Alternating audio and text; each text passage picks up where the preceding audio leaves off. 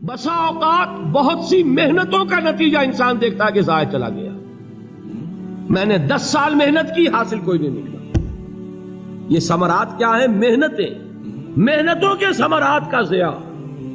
کوشش آپ نے کی، قسمت کی خوبی دیکھی ہے، ٹوٹی کہاں کمن، 2-4 ہاتھ جب کے لبے بام رہ گئے. Be prepared. ایک شاعر کے یہ اشعار ہیں، وہ کمیونسٹ تھا، میں نام بھی نہیں لیتا، لیکن یہ کہ یہ اسی انقلابی، چونکہ ان کا بھی ایک انقلابی نظریہ ہے، انقلابی عمل میں یہ سارے مراحل آتے ہیں. کوئی سیٹ بیک آیا، فرض کیجئے کوئی ناکامی ہو گئی، تو اپنے ساتھیوں کو دل بندھانے کے لیے یہ فصل امیدوں کی ہمدم اس بار بھی غارت جائے گی، سب محنت صبحوں شاموں کی اب کے بھی اکارت جائے گی. میرے نبی کے ثمرات کا جو لفظ یہاں آیا ہے، وَنَقْصٍ مِّنَ الْأَمْوَالِ وَالْأَنفُسِ وَالثَّمَرَاتِ، سب محنت صبحوں شاموں کی اب کے بھی اکارت جائے گی. دھرتی کے کونوں کھدروں میں پھر اپنے لہو کی کھاد بھرو، پھر مٹی سینچو اشکوں سے، پھر اگلی رت کی فکر کرو، پھر اگلی رت کی فکر کرو. جب پھر ایک بار اجڑنا ہے، ایک فصل پکی تو بھر پایا، تب تک تو یہی کچھ کرنا ہے. ایک مقصد ہے سامنے، انقلاب برپا کرنا ہے. ایک کوشش ناکام ہو جائے کوئی پرواہ نہیں، نیکسٹ. پھر تیار رہو ناکامی کے لیے. ایسا نہ ہو جو انگریزی میں کہتے ہیں hope for the best but be prepared for the worst. ایسا نہ ہو کہ دوسری مرتبہ ناکام ہو کے بددل ہو جاؤ، تمہاری ہمتیں جواب دے جائیں. نہیں، پہلے سے تیار رہو کہ دوسری مرتبہ بھی ناکامی آئے تو آئے، لیکن جب تک کہ کامیابی حاصل نہیں ہوتی ہمیں یہ کام کیے چلے جائیں. دیکھیے سیرت میں آیا کہ نہیں یہ واقعہ. بدر میں مسلمانوں کو فتح ہوئی تو احد میں زک پہنچی کہ نہیں؟ 70 صحابہ شہید ہوئے کہ نہیں؟ اگر ان کی ہمتیں جواب دے جاتی تو گاڑی کیسے چلتی آگے؟ تو فرمایا وَلَنَبْلُوَنَّكُمْ بِشَيْءٍ مِّنَ الْخَوْفِ وَالْجُوعِ وَنَقْصٍ مِّنَ الْأَمْوَالِ وَالْأَنفُسِ وَالثَّمَرَاتِ. ہم تمہیں لازماً آزمائیں گے، خوف کی کیفیت سے، فقر و فاقے کی کیفیت سے، بھوک سے، جان کے نقصان سے، مال کے نقصان سے، محنتوں کے حاصل کے ضائع ہو جانے سے. وَبَشِّرِ الصَّابِرِينَ، اور اے نبی بشارت دیجئے صبر کرنے والوں کو. الَّذِينَ إِذَا أَصَابَتْهُمْ مُصِيبَةٌ، وہ کہ جب ان پر کوئی تکلیف آئے، کوئی مصیبت آئے، کوئی آزمائش آئے، قَالُوا إِنَّا لِلَّهِ وَإِنَّا إِلَيْهِ رَاجِعُونَ، وہ یہ کہیں کہ ہم اللہ ہی کے ہیں، اللہ ہی کی طرف لوٹ جانا ہے.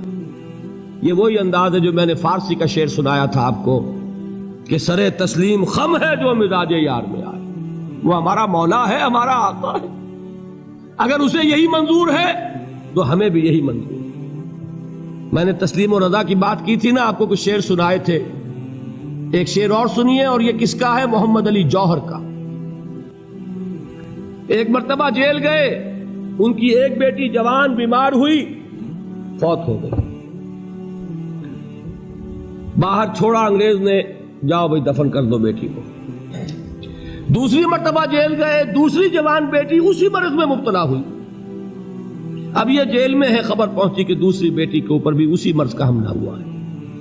ایک نظم لکھی ہے جس کا آخری شعر یہ ہے، تیری صحت ہمیں منظور ہے لیکن اس کو نہیں منظور تو پھر ہم کو بھی منظور نہیں.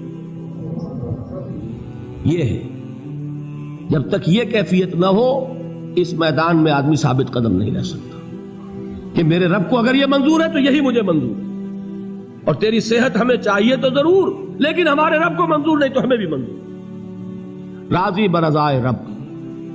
وَبَشِّرِ الصَّابِرِينَ الَّذِينَ إِذَا أَصَابَتْهُمْ مُصِيبَةٌ قَالُوا إِنَّا لِلَّهِ وَإِنَّا إِلَيْهِ رَاجِعُونَ. نہ شود نصیب دشمن کے شود ہلاک تیغت، سر دوستہ سلامت کے تو خنجر آزمائے. اولئک علیہم صلوات من ربہم ورحمہ، یہی ہے وہ لوگ جن پر ان کے رب کی طرف سے عنایتیں ہیں اور رحمتیں ہیں. وَأُولَئِكَ هُمُ الْمُهْتَدُونَ، اور یہی ہے وہ لوگ جو کامیاب ہونے والے ہیں، ہدایت پانے والے، ہدایت یافتہ. اسی سورہ بقرہ میں ذرا آگے چل کر، یہ تو ہے 20واں رکوع، 19واں رکوع. 21ویں رکوع کی پہلی آیت ہے لیس البر ان تولوا وجوہکم قبل المشرق والمغرب ولكن البر من آمن بالله واليوم الآخر والملائكة والكتاب والنبيين وآتى المال على حبه ذوي القربى واليتامى والمساكين وابن السبيل والسائلين وفي الرقاب وأقام الصلاة وآتى الزكاة والموفون بعهدهم إذا عاهدوا والصابرين في البأساء والضراء وحين البأس. اب یہ آیت جو ہے سورۃ العصر میں جو مضامین آئے تھے سارے اس میں موجود ہیں.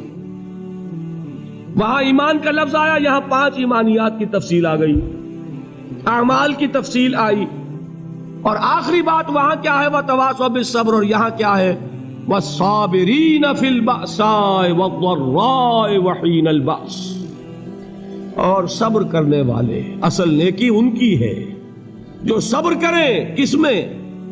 جنگ کے وقت،